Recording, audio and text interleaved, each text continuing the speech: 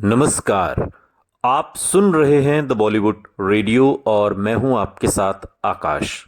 जब कभी शबाना आजमी और राजेश खन्ना की फिल्मों का जिक्र होगा तो सबसे पहले पायदान पर फिल्म अवतार ही होगी। लेकिन अवतार के अलावा भी राजेश खन्ना और शबाना आजमी की जोड़ी कई फिल्मों में नजर आई। आज एक ऐसी ही फिल्म अमरदीप का किस्सा लेकर इस पॉडकास्ट में हम हाजिर हुए हैं और बात उस दौर की है जब राजेश खन्ना के सितारे गर्दिश में कहे जा रहे थे। यूं लगता था कि जैसे राजेश खन्ना अब मानो हिंदी सिनेमा के रुपहले पर्दे पर वो जादू नहीं दिखा पाते जो जादू शायद 1969 से लेकर 72-73 तक के उनके गोल्डन पीरियड में रहा। लेकिन चूंकि बात फिल्म अमरदीप की हो रही है और इस फिल्म की शूटिंग से जुड़ा एक और दिलचस्प किस्सा है, आपको सुना दे, उसके बाद फिल्म अमरदीप पर बात होगी। हुआ यूं कि राजेश खन्ना से जुड़ी एक घटना हाल ही में शबाना आजमी ने एक इंटरव्यू में शेयर की और फिल्म अमरदीप की शूटिंग के दौरान का ये किस्सा है। और वो कहती हैं, राजेश खन्ना और मैं चूंकि बहुत सारी फिल्मों में उन दिनों काम कर रहे थे और किसी वजह से वो मुझे भी पसंद करते थे और मुझे भी उनके साथ काम करना बहुत पसंद था।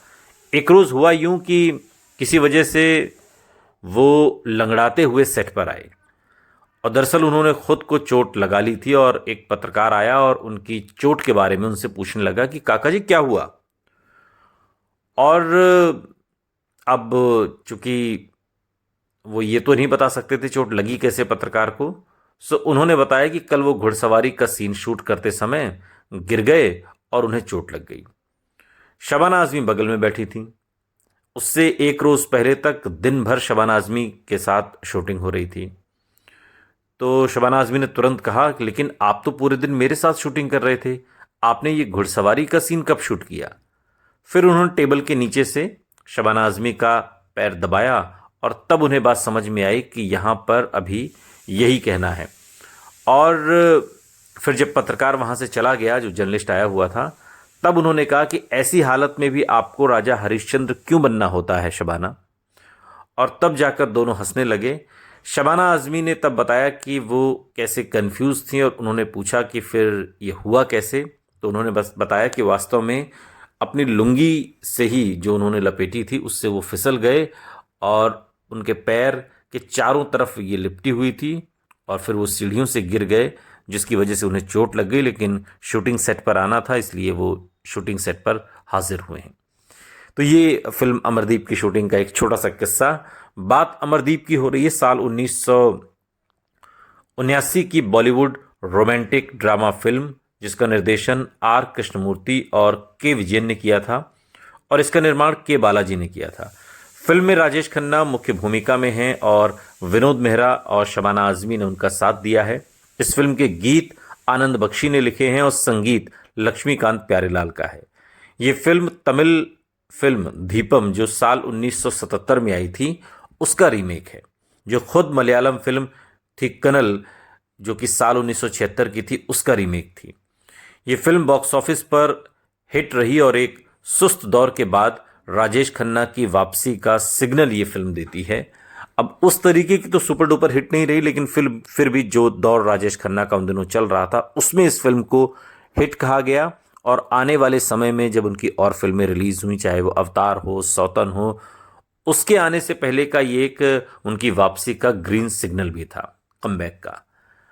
कहानी इसकी बड़ी दिलचस्प है। राजा को छोटी उम्र में एक डॉन गोद ले लेता है और डॉन की मौत के बाद राजा को उसकी संपत्ति विरासत में मिलती है।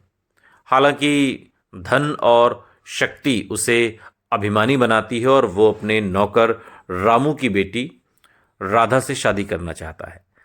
राजा रामू से उससे शादी करने की अनुमति मांगता है और रामू प्रस्ताव स्वीकार कर लेता है, लेकिन राधा ऐसा करने से इनकार कर देती है क्योंकि वो किशन से प्यार करती है।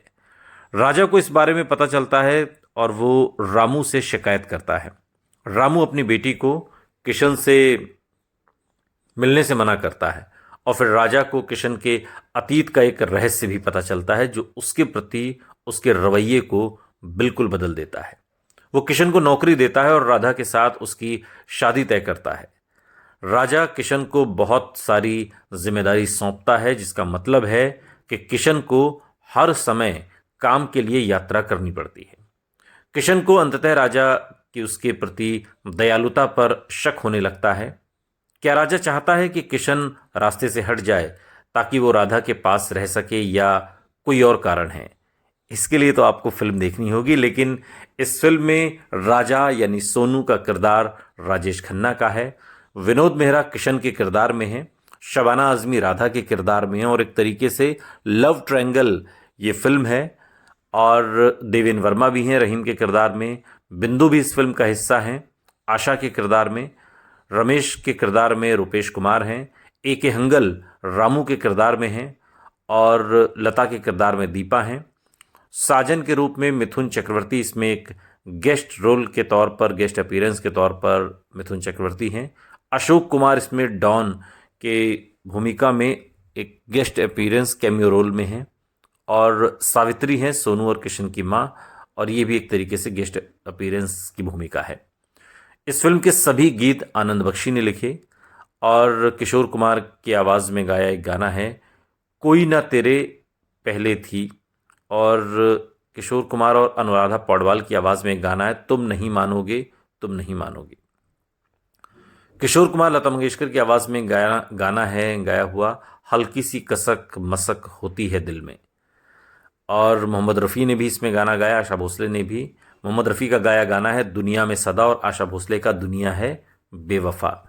ये इस फिल्म का लबोलुआब है। हालांकि फिल्म सेमी हिट कही गई, कॉमर्शियली हिट आप कह सकते हैं, लेकिन वो जो जादू था राजेश खन्ना का, वो जादू ये फिल्म दिखा तो नहीं पाई। लेकिन राजेश खन्ना का जो कमबैक जिसे पीरियड कहा जाता है, जिसमें सौतन आई, जिसमें अवतार आई, ये उस फिल्म का एक ग्रीन सिग्नल दी गई थी, और शबाना आजमी और राजेश खन्ना की जोड़ी को दर्शक उन दिनों खूब पसंद भी करते थे।